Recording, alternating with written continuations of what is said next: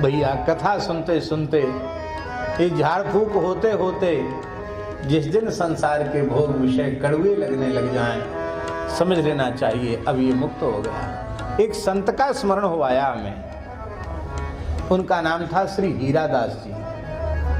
भिंड मुरैना जिले के संत थे महाराज जी, रामानंदी महात्मा थे। पहले वो गृहस्थ ब्राह्मण थे और बड़े जमींदार थे। तो उन जमानों में लाइट नहीं थी,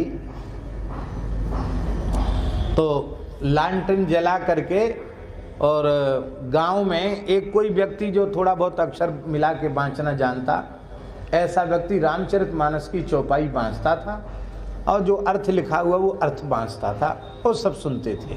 ये सत्संग रोज होता था उनके यहाँ। रात्रि में घंटा 2 घंटा थोड़ी देर कीर्तन और 1-1.5 घंटे कथा होती थी। और जमींदार थे हीरादास जी, गृहस्थ थे, सुने। और बड़े रईस थे महाराज, हाथी घोड़ा सब थे उनके पास, बड़े रईस थे। बस सुनते सुनते एक दिन वैराग्य हो गया।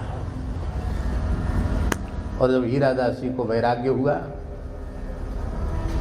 तो उठ के खड़े हो गए, बोले बस पंडित अब बाँचना, कथा बाँचना बंद कर दो, हो गई आज की कथा पूरी। तो हमारे जीवन की कथा भी पूरी हो गई। अब हम प्रमाद में जी नहीं सकते, एक क्षण अब हम रह नहीं सकते। उनके संतान नहीं थी कोई।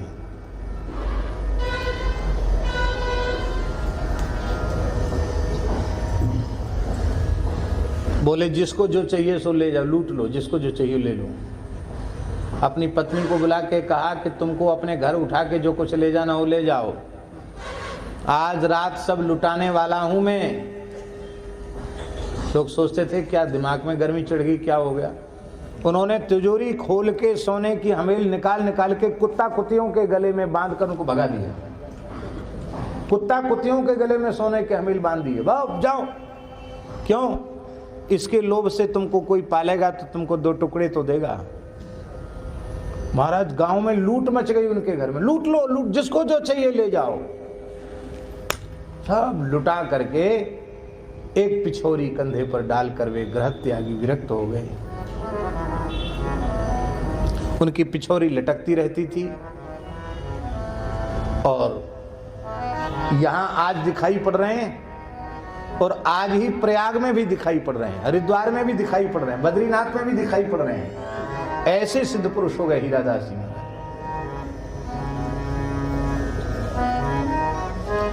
उसी गांव में जाते थे जहां अखंड कीर्तन होता था, तब तक रहते थे जब तक अखंड कीर्तन चलता था।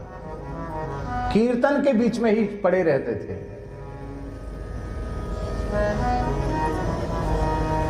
कोई चीज का संग्रह, एक शरीर पर जो कपड़ा वही कपड़ा। सर्व परिग्रह भोग त्यागा, कस्य सुखम न करोति विरागा। गोहद में एक बार बैठे थे हीरादास जी, बड़ी जोर से हंसे। कुछ छत्री लोग, ठाकुर लोग, रियासतदार बैठे थे। बोले बाबा हंसे क्यों? अरे बोले हम लोग फक्कड़ हैं, कभी हंसते हैं, कभी रोते हैं, कभी चिल्लाते हैं, कभी चीखते हैं। हमारे फेर में मत पड़ो, अपने काम धंधे में लगे रहो। नहीं बाबा बताना पड़ेगा, क्यों हंसे? बोले वृंदावन में कलाधारी आश्रम है, वहाँ हम तस्मई फेर रहे थे संतों की पंगत में, तो हमारी लंगोटी खुल गई। तो अब लंगोटी पहनते ही थे और कुछ पहनते नहीं थे।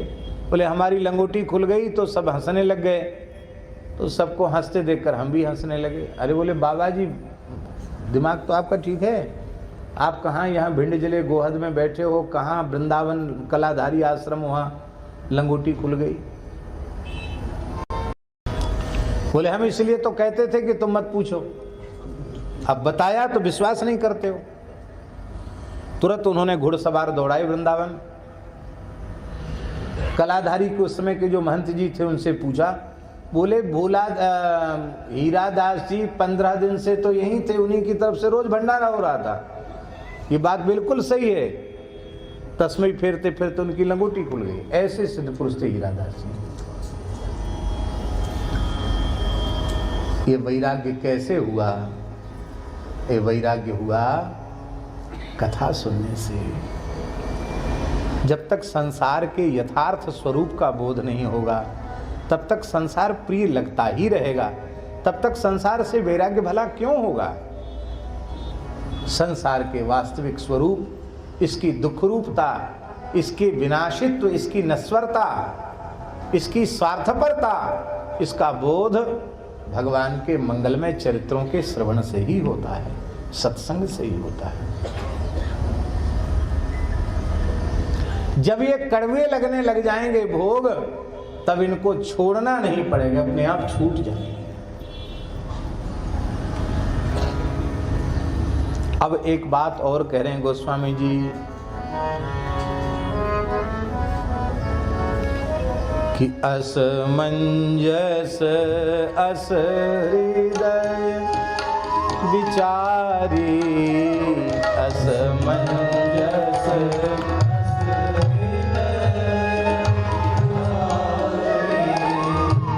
बढ़त सोच नित तन भारी, बढ़त सोच नित भारी। हे प्रभु, ज्ञानवान न होते हुए हमने अपने को ज्ञानी मान लिया, वैराग्यवान न होते हुए अपने को वैराग्यवान मान लिया, हरि भक्त न होते हुए अपने को भक्त मान लिया। वैराग्य तो स्वप्न में भी नहीं है, काम रूपी भुजंग ने हमें डस लिया है, संसार के भोग हमें अच्छे लग रहे हैं, फिर भी हम अहंकार में डूबे हुए हैं कि अरे हम तो पूरा सप्तावर्ण भेद कर सीधे नित्य वैकुंठ गोलोक साकेत गमन करेंगे, हमारा रास्ता कोई रोकने वाला नहीं है। यदि ऐसी स्थिति तेरे चित्त की है, गोस्वामी जी कह रहे हैं, तब तो तेरे कल्याण में असमंजस बना ही रहेगा। जब तक ऐसा जीवन है तब तक तेरे कल्याण में संदेह ही रहेगा, असमंजस रहेगा। और अब इस असमंजस की अवस्था में पहुंचकर हमें बड़ी भारी पीड़ा हो रही है। क्या पीड़ा हो रही है? बोले पीड़ा इसलिए हो रही है कि इतना जीवन तो व्यर्थ चला गया, ये जीवन, इसके पिछले अनेकों जन्म व्यर्थ चले गए, ऐसे ही जन्म समूह सिराने, और ये मूल्यवान जीवन भी अब तक व्यर्थ चला गया। अच्छा एक बात बताओ, हमारे सहित आप सब जितने यहाँ बैठे हैं, किसके जीवन में कितना समय बाकी है, कोई भी व्यक्ति निर्णय कर सकता है क्या? अभी बोलते बोलते हमारा बोल बंद हो जाए तो क्या करेंगे? एक क्षण की भी गारंटी कोई नहीं ले सकता। हाँ, ज्योतिष वाले कुछ लेते हैं, लेकिन हम उसके लिए पूछ रहे हैं एक बात। ज्योतिष वाले कहेंगे कि हम ठीक निकाल करके बता सकते हैं कि कितनी उम्र है, कितने दिन जियोगे, चलो हमने मान लिया। पर सुनामी लहर आई थी, सुनामी आई थी ना, तो जितने लोग उसमें लहरों में चले गए, हजारों की, पता ही नहीं चला कहाँ के कहाँ गए। उन सबकी जन्म कुंडली बनी थी, क्या सबके सब अल्पायु थे? बोलो। भूकंप आया था सौराष्ट्र गुजरात में, 4-4 मंजिल के मकान समाधिस्थ हो गए, 4-4 मंजिल जमीन के भीतर चले गए। वे सब मर गए थे, सब अल्पायु थे। इसका मतलब है ज्योतिष सत्य है, भगवान के नेत्र हैं, सब बात बिल्कुल सही है। लेकिन जब प्रलय आएगा तो सबकी कुंडली धरी की धरी रह जाएंगी। इसलिए गृहीत एव केशेषु मृत्युना धर्मम आचरेत, मौत ने हमारी चोटी पकड़ रखी है, ऐसा विचार कर भजन करना चाहिए। किसी के जीवन में कोई ठिकाना नहीं, कौन कितना जिएगा। गोस्वामी जी कहते इतनी उम्र बीत गई, अब पता नहीं कितना क्षण बाकी है, इस बात का शोक हो रहा है। क्या अब तक का हमारा समय व्यर्थ गया, इसका पश्चाताप हमारे मन में है?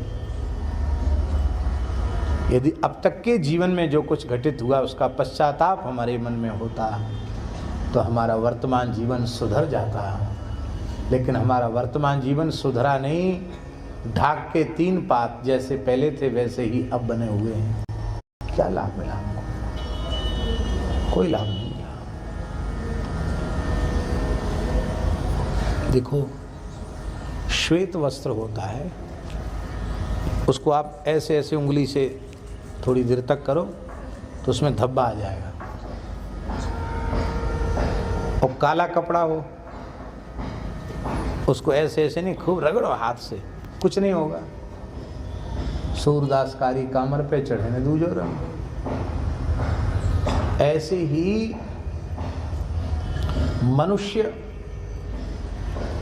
विमुख होते होते, भगवान से विमुख होते होते, विषय के पंख में डूबते डूबते इतना अधिक मलिन हो जाता है कि उसके मन में फिर पश्चाताप भी नहीं होता, शोक भी नहीं होता, नीचे से नीचे गिरता चला जाता, उसकी ग्लानि नहीं होती है।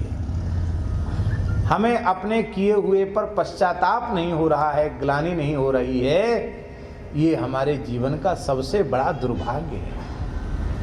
ऐसी अवस्था अपने जीवन में कभी मत आने दो कि हमें अपने ऊपर पश्चाताप भी ना हो सके, हम अपने आप पर पश्चाताप भी ना कर सकें। ऐसा अवसर जीवन में कभी मत आने दो। गोस्वामी जी कहते ये सब विचार कर रहे हैं तो मन चिंता और शोक से व्याकुल हो रहा है। नित्य नया सोच बढ़ता चला जा रहा है।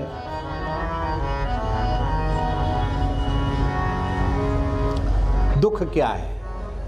इस पद में महाराज जी दुख की परिभाषा, दुख क्या है? शरीर संसार में राग और भगवान से विमुखता, यही दुख है। शरीर संसार से वैराग्य और भगवान के चरणों में अनुराग, यही सुख है। ठीक है? शरीर संसार से वैराग्य और भगवान के चरणों में अनुराग, इसी का नाम सुख है। और शरीर संसार के प्रति वैराग्य और भगवान से विमुखता, इसी का नाम है दुख। गोस्वामी जी कहते हैं, हे प्रभु, हम तो विषयों की तरफ औंधे पड़े हैं, आप ही उलटकर अपनी भुजाओं में भर करके, आजानुलंबित भुजाओं में से उठा करके, हे कृपामय करुणामय रघुनाथ, आप बरबस हमको अपने सन्मुख कर लीजिए। अब मेरे पास कोई साधन नहीं है महाराज जी, ये पूर्ण शरणागति का भाव है। अब मेरा ज्ञान, मेरी योग्यता, मेरा साधन मेरा कल्याण करने में समर्थ नहीं। हे नाथ,